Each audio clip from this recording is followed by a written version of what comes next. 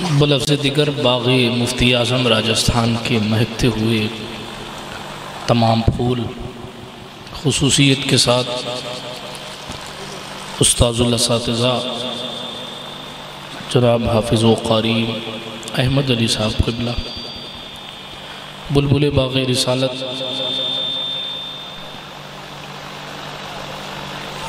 मोहतरमुल मुक़ाम जनाब शरीफ पाली साहब क़िबला, ख़तीब नौजवान हज़रत मौलाना रमज़ान अली साहब क़िबला रज़वी मुदर्रिस दारुल उलूम इसहाक़िया, नाज़िम इजलास हज़रत मौलाना असग़र अली साहब क़िबला, मुंतज़िम इजलास और आपके इमाम हज़रत मौलाना मोहम्मद इक़बाल साहब क़िबला, जुमला मिंबर व मेहराब के हमारे साथी सामईन व सामिआत, अस्सलामु अलैकुम व रहमतुल्लाहि तआला व बरकातुहू। अल-फ़ातिहा इला हज़रत रूहिन नबिय्यिल करीम अलैहि तहिय्यतु व तस्लीम।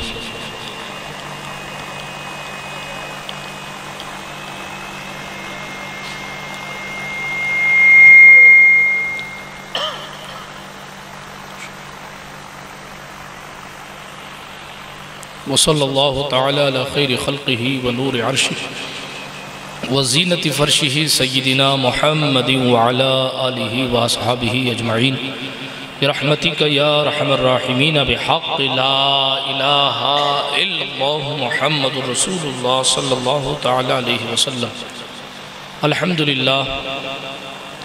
अल्हम्दुलिल्लाहि मुनशिल ख़ल्क़ि मिन अदमी सुम्मा अस्सलातु अलल मुख़्तारि फ़िल क़िदमी अमिन तज़क्कुरि जिरानिम बिज़ी सलमी मज़ज्तदम अन जरामिम मुक़लतिम बिदमी मौला या सल्लि व सल्लिम दाइमन अबदा अला हबीबिका खैरिल ख़ल्क़ि कुल्लिहिम मुहम्मदुन सय्यिदुल कौनैनि व सक़लैन वल फ़रीक़ैनि मिन उर्बिन व मिन अजम हुवल हबीबुल्लज़ी तुरजा शफ़ाअतुहु लिकुल्लि हौलिम मिनल अहवालि मुक़्तहिम सुम्मा रिदा अन अबी बकर व अन उमर व अन अली व अन उस्मान ज़िल करम वल आलि व सहाबी सुम्मा ताबिईन लहुम अहल तुक़ा व नुक़ा वल हिल्म वल करम। या रब्बी बिल मुस्तफ़ा बल्लिग़ मक़ासिदना, या रब्बी बिल मुस्तफ़ा बल्लिग़ मक़ासिदना, या रब्बी बिल मुस्तफ़ा बल्लिग़ मक़ासिदना वग़फ़िर लना मा मज़ा या वासिअल करम। अम्मा बाद फ़अऊज़ु बिल्लाहि मिनश शैतानिर रजीम। बिस्मिल्लाहिर रहमानिर रहीम। वल्लज़ीना यबीतूना लिरब्बिहिम सुज्जदन व क़ियामा। सदक़ल्लाहुल अलियुल अज़ीम व सदक़ रसूलुहुन नबियुल अमीनुल मतीनुल उम्मियुल करीमुर रऊफ़ुर रहीम। वनहनु अला ज़ालिका लमिनश शाहिदीना वश्शाकिरीना वल आमिनीना वल मुतमइन्नीना वल्हम्दुलिल्लाहि रब्बिल आलमीन। हम पे अहमद का होसाया, हम पे अशरफ का करम, सय्यदी मुख्तार अशरफ बासफ़ा के वास्ते ऐ अशरफ़ ज़माना ज़माने मददनुमा दरहाए बस्तराज़ी कलीद करम कुशा सरवरा शाह करीमा दस्तगीरा अशरफ़ा हुर्मते रूहे पैम्बर यक नज़र गुनसूए माँ मुईनुद्दीन हसन आलम पनाहे बसूए माँ गरीबाँ यक निगाहे पीर पीरा मीरे मीरा शाहे जीला गौसे पाक एक नज़रदारी बरहाली माँ परेशान गौसे पाक ली खमसतुन उतफ़ी बिहा हर्रल वबाइल हातिमा अल मुस्तफ़ा वल मुर्तज़ा वब्नहुमा वल फ़ातिमा पकार ख़ैश हैरानम मग़िस्नी या रसूल अल्लाह परेशानम परेशानम मग़िस्नी या रसूल अल्लाह नदानम जुस्तु मावाए नदारम जुस्तु मल जाए तुई खुद साजो सामानम अग़िस्नी या रसूल अल्लाह शाह बेकस नवाजी कुन तबीबा चारा साजी कुन मरीज़े दर्द इस्यानम मग़िस्नी या रसूल अल्लाह रज़ायत साइल बेपर तुई सुल्तान ला तनहर शाह बहरे अज़ीं ख़ानम अग़िस्नी या रसूल अल्लाह इलाही खैर गर्दानी बेहक़ मुस्तफ़ा व मुर्तज़ा व शाह जिलानी व शाह सिमनानी। आइए कुछ अर्ज़ व मारूफ़ से क़ब्ल यानी कुछ कहने सुनने से पहले अपने असलाफ़ के तरीक़े के मुताबिक बारगाह रिसालत माप सारी कायनात के मुख्तार हबीब किरदिगार शफ़ी रोज़ शुमार अनीस बेकसां चारा साज़े दर्दमंदा शफ़ी मुजरिमा रहमत आलमिया सरवर खूबा अनीसुल गरीबीन रहमतुल लिल आलमीन सरकार ताहा व यासीन की बारगाह बेमिसाली में दुरूद पाक का तोहफ़ा इस यकीन के साथ पेश करें कि हम एक अल्लाह वाले के साए में बैठ कर पढ़ते हैं, मुस्तफ़ा मदीने से ख़ुद सुनते हैं। पढ़िए दुरूद पाक। अल्लाहुम्मा सल्लि अला सय्यिदना नबीना मवाना व मलजाना मुहम्मदिन व अला आलि सय्यिदना व मौलाना मुहम्मद सलातन तुनज्जीना बिहा मिन जमीइल अहवाल वल आफात व तक़दी लना बिहा जमीअल हाजात व तुताहिरुना बिहा मिन जमीइस सय्यिआत व तरफ़उना बिहा इंदका आला दरजात व तुबल्लिगुना बिहा अक़सल गायात मिन जमीइल खैरात फ़िल हयात व बअदल ममात इन्नका क़रीबुन मुजीबुद दाअवात व अंत अला कुल्लि शैइन क़दीर। बेनिशानों के निशान मिटते नहीं, बेनिशानों के निशान मिटते नहीं, मिटते मिटते नाम हो ही जाएगा, लुत्फ़ उनका आम हो ही जाएगा, शाद हर नाकाम हो ही जाएगा। ऐ रज़ा हर काम का एक वक्त है, दिल को भी आराम हो ही जाएगा। निगाहे मर्द मोमिन से बदल जाती हैं तकदीरें, जो हो ज़ौक़े यकीन पैदा तो कट जाती हैं ज़ंजीरें। तमन्ना दर्द दिल की है तो कर खिदमत फ़कीरों की, तमन्ना दर्द दिल की है तो कर खिदमत फ़कीरों की। नहीं मिलते ये गौहर बादशाहों के ख़ज़ीनों में, जला देती है शम्अ कुश्ता को मौजे नफ़स इनकी। इलाही क्या छुपा होता है अहले दिल के सीनों में, इलाही क्या छुपा होता है अहले दिल के सीनों में। न पूछ इन खिरका पोशों की, इरादत हो तो देख इनको, यदे बैज़ा लिए बैठे हैं अपनी आस्तीनों में। बदल जाते हैं निज़ामे हर दो आलम आने वाहिद में, बदल जाते हैं निज़ामे हर दो आलम आने वाहिद में। अगर ज़िद पे आ जाए कोई दीवाना मोहम्मद का। अल्लाह सुब्हानहू व तआला का बड़ा शुक्र है कि उसने हमें और आपको इस मुबारक महफिल में बैठने की सआदत मैसर फरमाई है। मिंबर नूर पर उलमाए अहले सुन्नत का जम्मे गफ़ीर जलवाबार है मेरी पुश्त पनाही फरमाने के लिए। और आप हज़रात भी अल्हम्दुलिल्लाह अभी तक तशरीफ़ फरमा हैं कसीर तादाद में। अल्लाह पाक इन मुक़द्दस हस्तियों का आना और आपका तशरीफ़ लाना आप अपने दरबार बेनियाज में कबूल फरमाए। बिरादरान मिल्लत इस्लामिया, अल्लाह रब्बुल इज़्ज़त का जितना शुक्र अदा किया जाए कम है कि उसने हमें और आपको ऐसी मुक़द्दस जमात में पैदा फरमाया जिस मुक़द्दस जमात में औलिया अल्लाह की जमात भी तशरीफ़ रखती है। औलिया अल्लाह है क्या, उनका मिशन क्या है, आपने मुख्तसर खैरुल कलाम मा क़ल्ला व दल्ला के तहत क़ारी अहमद अली साहब क़िबला से समाअत फरमाया। उससे पहले हज़रत मौलाना रमज़ान साहब क़िबला से एक बेहतरीन ख़िताब आपने सुना और राजस्थान की मदबरी आवाज़ जिसने एक अजीम सफ़र तय करके, एक लंबा एक तवील सफ़र तय करके अल्हम्दुलिल्लाह हमारे और आपके माबैन वो तशरीफ़ आवर हुए हैं। जनाब क़ारी शरीफ पाली साहब, उन्होंने बेहतरीन अंदाज से बेहतरीन कलाम हमारी और आपकी समातों की तहलीस पर रखे। मैं बड़ी तेज़ी के साथ अपनी गुफ्तगू को शुरू करूँगा इस ख्याल के साथ कि आप तवज्जो के साथ मेरी गुफ्तगू सुनेंगे और आदत के मुताबिक जैसी शीरनी होगी वैसा ही फातिहा होगा। तकरीर की लिमिट मैं घड़ी के हिसाब से सेट नहीं करता, लोगों के चेहरों के हिसाब से सेट करता हूँ। अगर सुनने का अंदाज़ लोगों का अच्छा होता है तो तकरीर की वैलिडिटी बढ़ जाती है, और अगर लोगों के चेहरे से ये पता चलता है कि बस करो यार, तो कहने की ज़रूरत नहीं पड़ती। उससे पहले मैं वमा अलैना इल्लल बलाग कहने की हैसियत भी रखता हूँ और अल्हम्दुलिल्लाह सलाहियत भी रखता हूँ। और ये चीज़ हमने अपने असातिज़ा से जो दारुल उलूम इसहाक़िया में तशरीफ़ फरमा हैं उनसे सीखी है कि कौम को किस हिसाब से सुनाना चाहिए और किस अंदाज से उनकी समाअत के मुताबिक गुफ्तगू करनी चाहिए। यकीनन मैं समझ सकता हूँ कि रात ज़्यादा हो गई है, इसलिए आपके चेहरे पर नींद के आसार दिख सकते हैं, मगर आज अपने चैन के लिए नहीं बल्कि अल्लाह रब्बुल इज़्ज़त के नबी करीम सल्लल्लाहु अलैहि वसल्लम के एक ग़ुलाम के लिए हम और आप बैठे हैं। यकीन जाने कि ये महफिल हमारी और आपकी बर्बादी की नहीं है, बल्कि अल्लाह रब्बुल इज़्ज़त की बारगाह में मकबूल होने का एक वसीला है। मुकाशिफतुल क़ुलूब में इमाम गज़ाली ने लिखा था कि इल्म हासिल करने की एक महफिल में बैठना 20 लाख बेकार महफिलों का कफ़ारा हुआ करती है।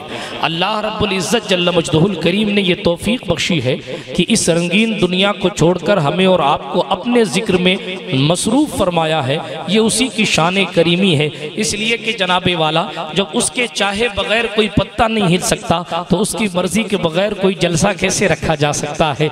ये तो तौफीक की खुदाबंदी है, ये तो आपका मुकद्दर है कि अल्लाह करीम ने आपको चुना और आप इस मुबारक महफिल को सजा रहे हैं पिछले 8 सालों से। अल्लाह करीम आपकी इन जांकफिशानियों को कबूल फरमाए, वरना जनाबे वाला रब्बे काबा तो जिससे चाहे दीन का काम लेता है, जिससे चाहे अपने मजहब की हिफाजत करवाता है, जिससे चाहे। जनाब शेख सादी ने लिखा था, गुलिस्तान में ये अल्फाज मौजूद हैं कि अगर बादशाह किसी को अपनी खिदमत के लिए रखे तो खिदमत करने वाला ये ना समझे कि मैं बहुत बड़ा हूँ और बादशाह की खिदमत कर रहा हूँ, बल्कि उसको इस बात पर गौर करना चाहिए कि बादशाह ने सारी पब्लिक में से तुझे वो मौका दिया है कि तुझे खिदमत के लिए रखा है, तो इस पर बादशाह का शुक्रिया अदा करना चाहिए। फिर वो बादशाह जो बादशाहों का बादशाह है, जो अपने बारे में फरमाता है अल्लाहुम्मा मालिकुल मुल्क, अल्लाह मुल्क का मालिक है, जो अपने बारे में फरमाता है तबारकल्लज़ी बियदिहिल मुल्क,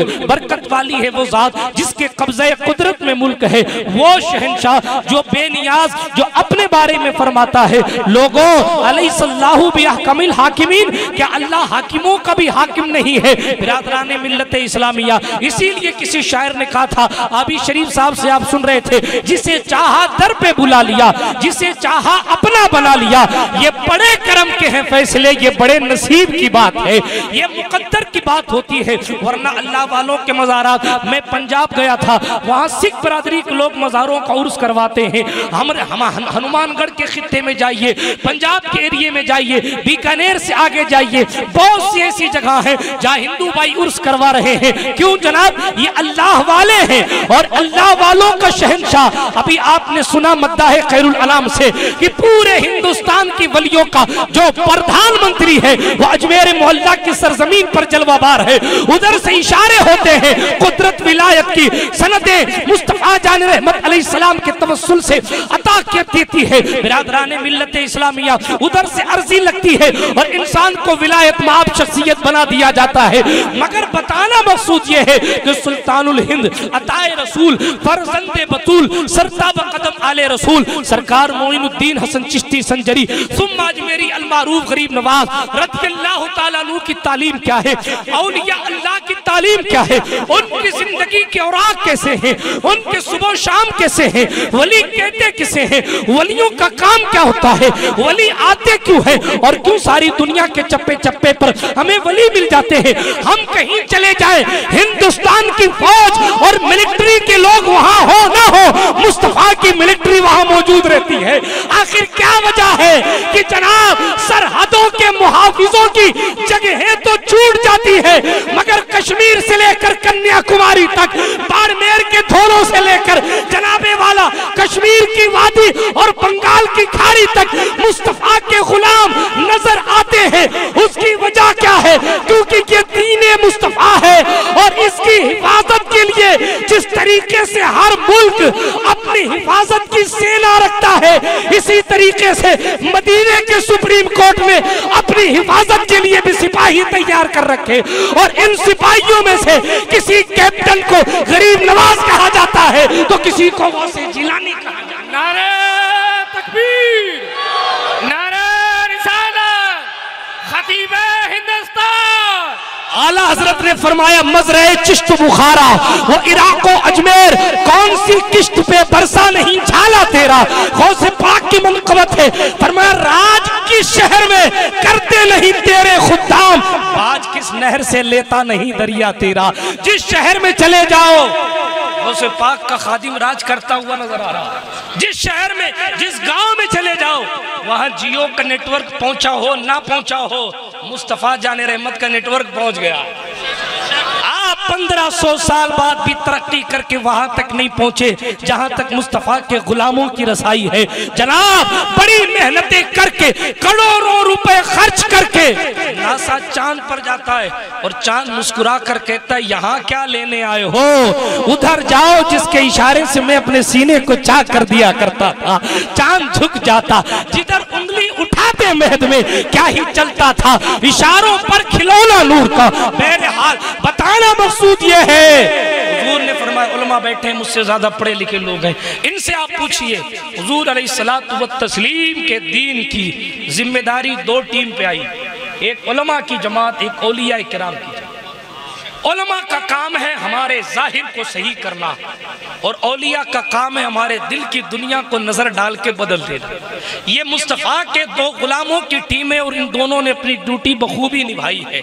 किसी ने बालों को देखा तो उसके खिलाफ तकरीर कर दी कि तुम्हारे बाल अच्छे नहीं, किसी ने कपड़े पे, किसी ने किस पर, किसी ने किसी चीज़ पर, क्योंकि जनाब खुतबा का और उलमा का काम ही ये है कि आपके जाहिर को बताया जाए कि साहब आपने जो बाल कटा रखे हैं ये पुराने दौर में गधों के हुआ करते थे, ये इंसान के नहीं है, इसलिए आप जो है इंसान की तरह बाल कटाएं। आपने जो गले में चैन पहन रखी है ये तो नामर्दी की निशानी है, चैन पहनना तो मर्दों का काम कहाँ है, चैन पहनना तो औरतों का काम है। आपने रबड़ की चूड़ियाँ और जनाबे वाला चांदी के ब्रेसलेट पहन रखे, चूड़ियां तो औरतें पहनती हैं यार, चूड़ी मर्द कब से पहनने लगे। आपने कपड़े फाड़ लिए, ये काम तो फकीरों का था, पढ़े लिखे घर के लोग कपड़े कब से फाड़ने लगे। आप कहेंगे साफ फैशन है, मैंने कहा फैशन के नाम पर कोई नंगा हो जाए तो उसे फैशन नहीं कहते। वीआईपी होने के नाम पर अगर कोई खड़े होकर भैंस की तरह खाने लग जाए तो उसे मॉडर्न नहीं कहते।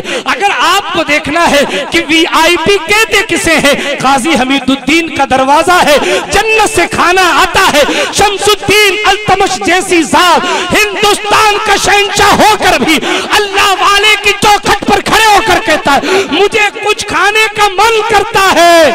तो सरकार काजी हमीदुद्दीन भी मौजूद हैं, सादुद्दीन तंबूली भी मौजूद हैं, और जनाबे वाला कुतुबुद्दीन बख्तियार काकी भी मौजूद हैं। तारीख में सुनाने लगूंगा तो बात लंबी हो जाएगी, मगर सिर्फ इशारा करता हुआ गुजरूं कि कुतुबुद्दीन बख्तियार काकी के उस्ताद काजी हमीदुद्दीन नागौरी, आज तो जनाबे वाला लोग 4 किताब पढ़ लेते हैं तो अपने आप को अल्लामतुद्दैर समझते हैं और इनकिसारी का जनाजा निकालते हैं और इतना बड़ा समझ लेते हैं। देखें बात अगर हक्कानियत की हो, मेरा अपना मौक़िफ़ ये है कि अगर बात सच हो तो अदब के दायरे में अपने उस्ताद की खिदमत में भी कह दें हजरत बात ये ठीक नहीं है, ये ठीक है, वरना चापलूस कहलाएंगे। इसलिए कि हक्कानियत से मुंह छुपाना उलमा का काम नहीं है, चापलूसी तो नेताओं का मुकद्दर है, मौलवियों का काम तो हिक़ाक़ हक और इब्ताले बातिल करना है। अजीज़ाने मिल्लत इस्लामिया, बात बहरहाल मैं ये अर्ज कर रहा था कि अगर कोई बात आपको शरीयत के खिलाफ बड़ों से भी लगे तो अदब के दायरे में आप कह दें, मगर हमारी ड्यूटी यही है कि हम जनाबे वाला लोगों को अल्लाह की तरफ लाएं। हमें अपने को मनवाना नहीं है, हमें तो अल्लाह और उसके रसूल को मनवाना। ये अपनी दिल की तख्ती पर लिख लीजिए, अगर ये जिंदगी का फॉर्मूला हुआ कि मैं रसूलुल्लाह को मनवाना है। आला हज़रत की जिंदगी थी, उन्हें जाना उन्हें माना, ना रखा गैर से। ठीक है, आज दुनिया उन्हें इतना मान रही है कि आप अंदाजा नहीं लगा सकते कि मानने की इंतहा क्या। क्यों? क्योंकि उनकी जिंदगी का मकसद देखें आप, मकसद हयात क्या है। मकसद क्या है जिंदगी गुजारने का? हाय हाय, फरमाया बस उन्हीं के हो जाओ। खाक होकर इश्क में आराम से सोना मिला, जान की इक्सीर है उल्फत रसूलुल्लाह। यहाँ खाक होने का तो तसव्वुर ही कहीं नहीं। बहरहाल अर्ज ये कर रहा था मेरे भाइयों, अर्ज कर रहा था काजी अमीदुद्दीन नागौरी की बात। शम्सुद्दीन अल्तमश है, काजी अमीदुद्दीन नागौरी के पास आया। काजी अमीदुद्दीन नागौरी वो बुजुर्ग शख्सियत जिन्होंने हुजूर अलैहिस्सलाम का जुब्बा रोहल शरीफ जिन्होंने पहुंचाया था। काजी अमीदुद्दीन नागौरी सरकार अबू बकर सिद्दीक की औलाद से। हजरत काजी अमीदुद्दीन नागौरी कुतुबुद्दीन बख्तियार काकी के उस्ताद हैं। हजरत कुतुबुद्दीन बख्तियार काकी का मज़ार महरौली शरीफ दिल्ली में है। आज भी आप जाके देखेंगे तो गरीब नवाज का खलीफा नीचे लेटा है और उस्ताद के अदब में हजरत काजी हमीदुद्दीन नागौरी का मज़ार ऊपर की तरफ बना हुआ आज तक। हालांकि गरीब नवाज का खलीफा था, बेमिसाल जात है, मज़ार बराबर में भी होता तो लोग बेअदब नहीं कहते, क्योंकि मकाम बड़ा बुलंद था। मगर जनाब मंजिले इश्क में तस्लीम और रजा मुश्किल है, जिनके रुतबे हैं सिवा उनको सिवा मुश्किल है। बिरादराने मिल्लत इस्लामिया, बहरहाल अर्ज ये कर रहा था VIP कैसे होते कैसे VIP? शम्सुद्दीन अल्तमश हिंदुस्तान का शहंशाह है, ठीक है, जिसको तारीख अल तुतमिश कहती है। वो आए और कहने लगे कि कुतुबुद्दीन बख्तियार काकी के मुरीद और खलीफा हैं। कहने लगे हज़रत मुझे कुछ खाना चाहिए। हज़रत काजी अमीदुद्दीन ने फरमाया देखो कुछ है मतबख में, किचन में, तो इसको खिला दो। उसने कहा हज़रत किचन रसोई तो मेरी भी बहुत बड़ी है, मैं रसोई से खाने नहीं आया हूँ, कुछ गैब से खिला दो इसलिए आया हूँ। हिंदुस्तान का शहंशाह हज़रत काजी हमीदुद्दीन और सरकार कुतुबुद्दीन वज़ू फरमा कर नमाज पढ़ने जा रहे थे 2 रकात। जहाँ वज़ू फरमाया था वो जगह गीली थी और वज़ू फरमा के थोड़ी दूर बैठे थे। हैरत फरमाएंगे आपने किस्सा सुन रखा होगा। जैसे ही उसने कहा कि कुछ खाना चाहता हूँ, अच्छा ठीक है वज़ू कर ले।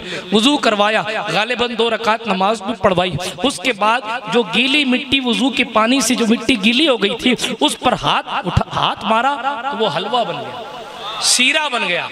और ये जादू नहीं था, ये मुस्तफ़ा के कदमों की बरकत थी, ये हुजूर से इश्क का नतीजा था। वो जनाब उसको उठाया और उठाकर ये आगे किया। हज़रत कुतुबुद्दीन बख्तियार काकी ने अपनी आस्तीन के अंदर हाथ डाला तो आस्तीन से जब उंगली बाहर निकाली तो गर्मा गर्म पूड़ियाँ उनकी आस्तीन से निकल रही हैं। और जनाबे वाला हज़रत शेख सादुद्दीन तंबूली से सरकार काजी हमीदुद्दीन ने फरमाया अरे कुछ पान वगैरह का भी इंतजाम करो। तो हज़रत शेख सादुद्दीन ने अपनी आस्तीन में हाथ डाला तो जनाबे वाला ताजा बिल्कुल लगा लगाया स्पेशल पान आस्तीन से निकला और कहा बादशाह हलवा पूड़ी और पान काफी नहीं है। बादशाह ने मौके को गनीमत जाना, कहा मेरे कुछ साथी आए हैं इन्हें भी खिला दीजिए। फरमाया सबको कहो वजू करे और वजू करके आसमान की तरफ हाथ उठाए।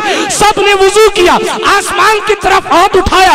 अल्लाह वाले ने अपनी जबान से अपने रहमान के दरबार बेनियाज में अर्जी लगाई। न जाने कहां से लोगों के हाथों में हलवा भी आ गया, पूड़ी भी आ गई, पान भी आ गया और लोग जनाबे वाला उस वक्त उन लोगों का खुतबा पढ़ते रहे। मैं पूछता ये हूँ चाहे तो इशारों से अपने काया ही पलट दे तू। मेरा इस्लाम गैर महरम को छूने की इजाजत नहीं देता है, इसलिए मैं जानता हूँ कि तू लड़का नहीं है लड़की है। चूंकि मुझे छूने की इजाजत नहीं है इसलिए मैं कपड़े को हाइल करता हूँ ताकि तेरे जिस्म की हरारत मुझे महसूस ना हो।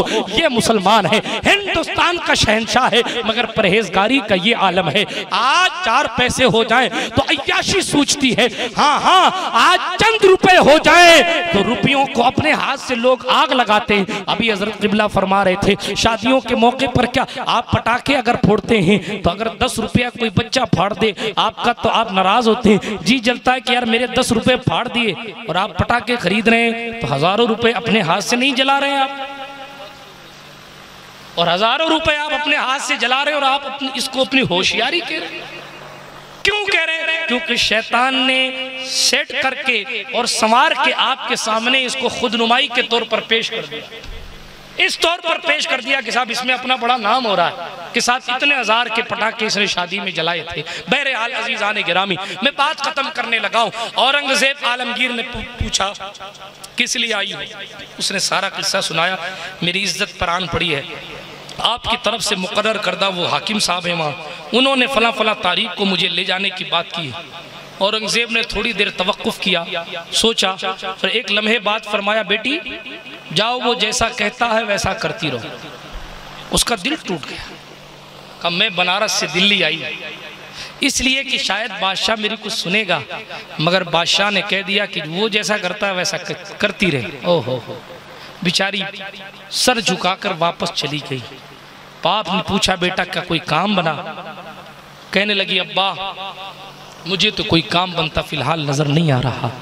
मेरी उम्मीदों के सितारे टूटने लगे हैं, मेरी उम्मीदों का सूरज गुरूब हो रहा है, मेरी उम्मीदों के चांद पर ग्रहण लग रहा है। अब शायद मेरी इज्जत का जनाजा निकलेगा। मगर खुदा की तौफीक से फिर उसके दिल में ख्याल आया, एक जुमला अब्बा जी मुझे उम्मीद में चिराग का काम करता हुआ दिखाई देता है। कब वो जुमला क्या है?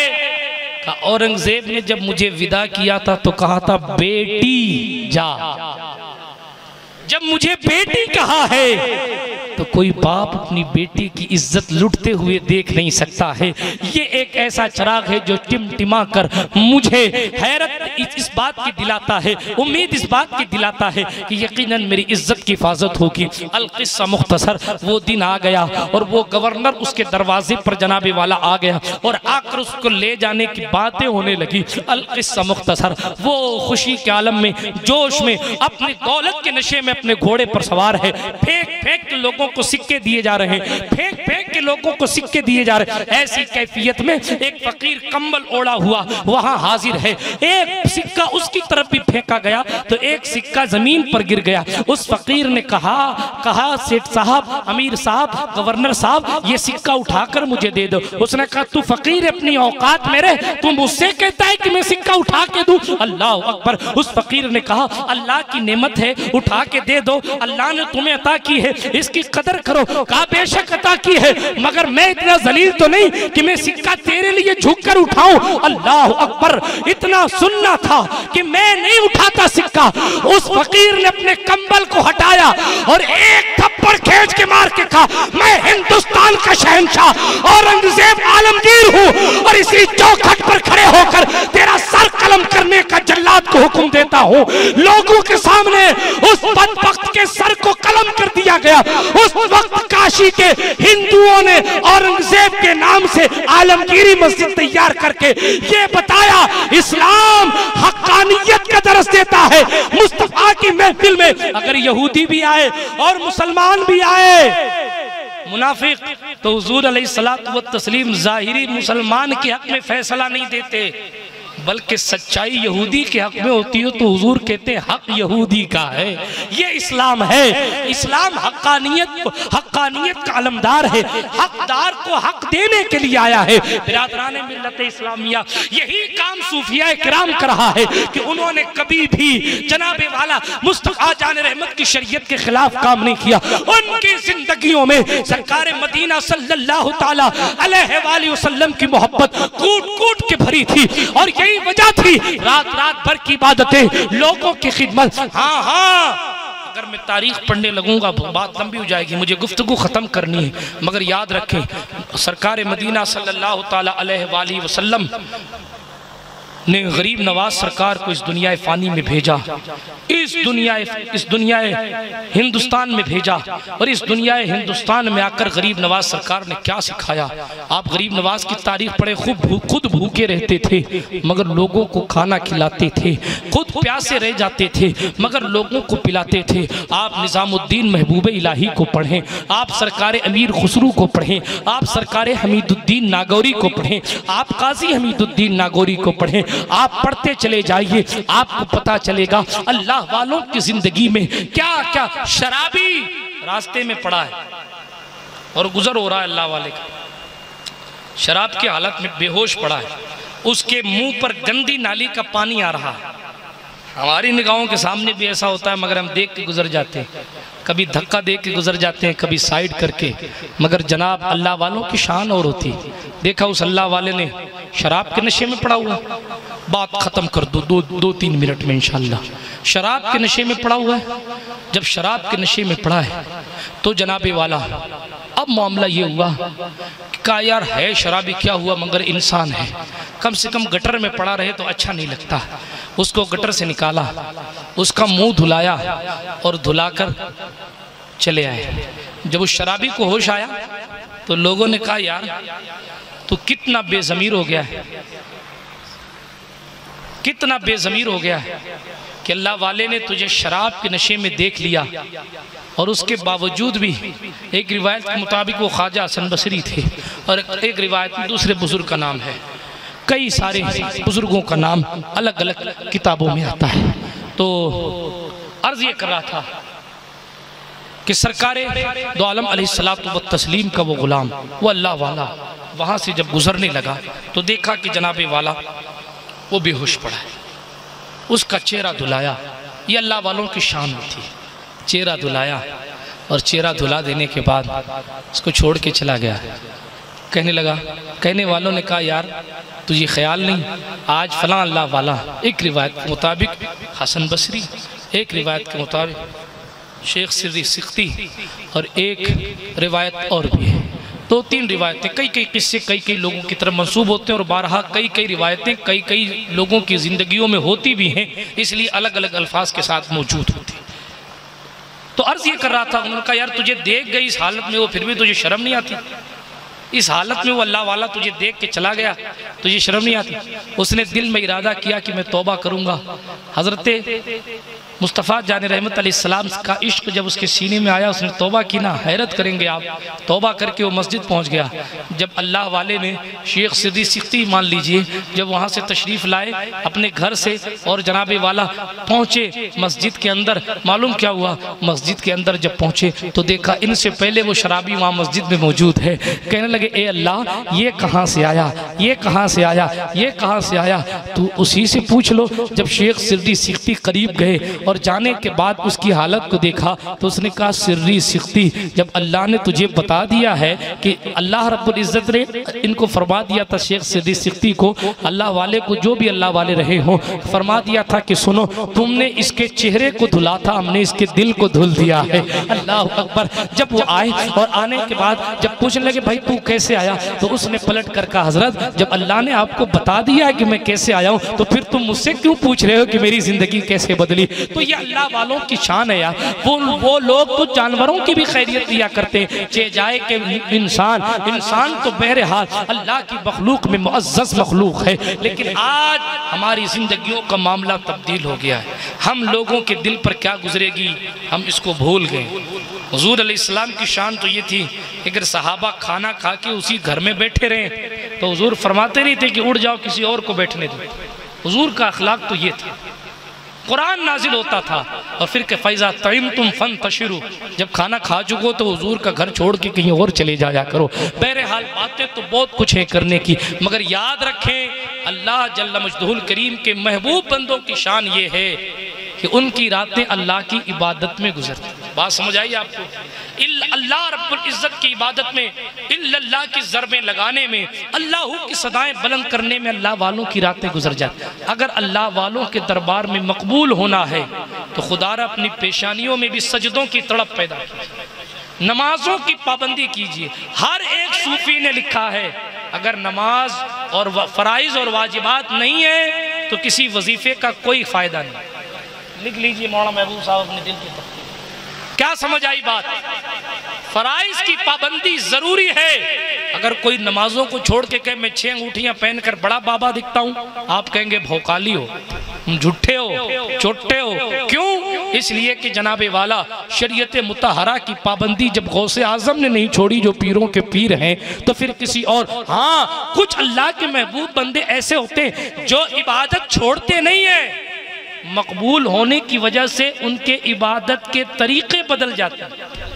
मैं बड़े एहतियात के साथ जुमला कह रहा हूँ, वरना लोग कहेंगे मूसा सुहाग और बाबा भुल्ले शाह पर भी तकरीर कर दीजिए, इसलिए जुमला मैंने बड़े एहतियात के साथ किया। क्या कि इबादत के तरीके बदल जाते हैं मगर इबादत कभी माफ नहीं होती है। बिरादराने मिल्लत इस्लामिया, हाँ हाँ, अल्लाह रब्बुल इज्जत के महबूब बंदे जिस कदर बारगाह रब्बे काबा में अपनी पेशानियों को रगड़ते जाते हैं, कुदरत उनके मुकद्दर को चमकाती जाती है। रगड़ने का मतलब ये नहीं है कि साहब पेशानी पर निशान बना लिया और दिल काला का काला है ना बाबा। इकबाल बोले खिरत ने कह भी दिया ला इला तो क्या हासिल, दिलो निगाह मुसलमान नहीं तो कुछ भी नहीं। दिल को मुसलमान करो, निगाह को मुसलमान करो, निगाह मुसलमान हो जाएगी तो इस्लामी बेटी किसी की भी हो आपको अपनी बेटी की इज्जत नजर आएगी। बहन किसी की भी हो आपको इस्लामी रिश्ते की बहन की वजह से उसकी इज्जत की हिफाजत करने का मौका मैसर आएगा। लेकिन जनाब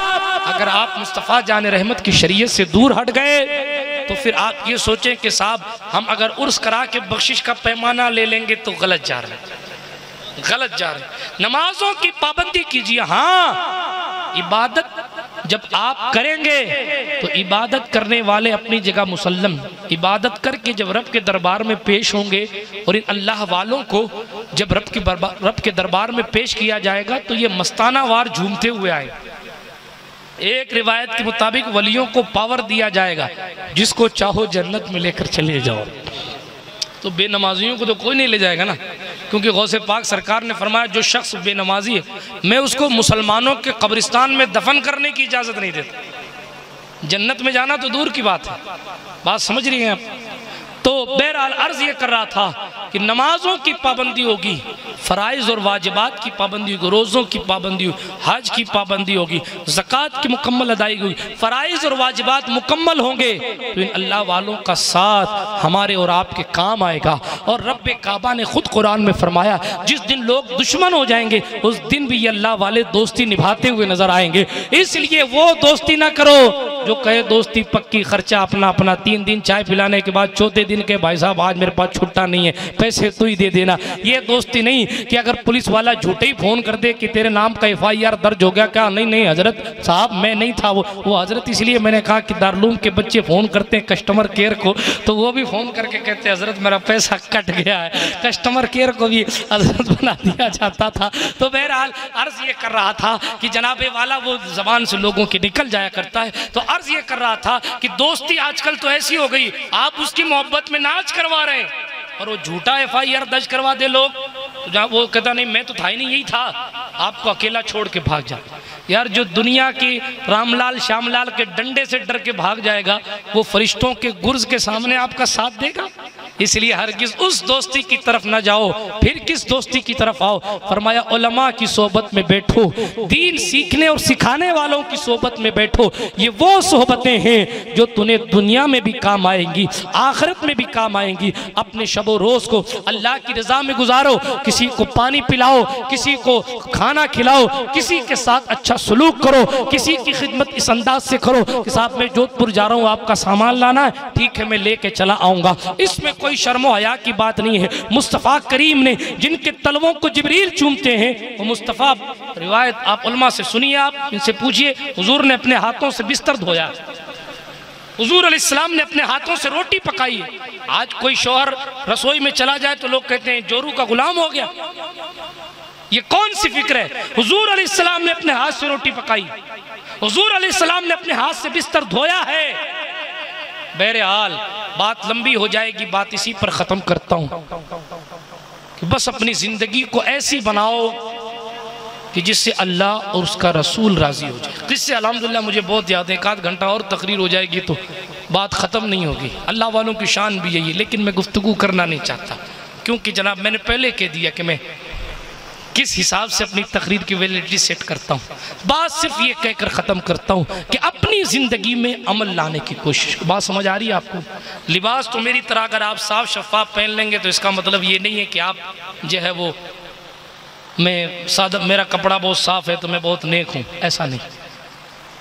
असल मसला दिल की सफाई का है। असल मसला किसका है?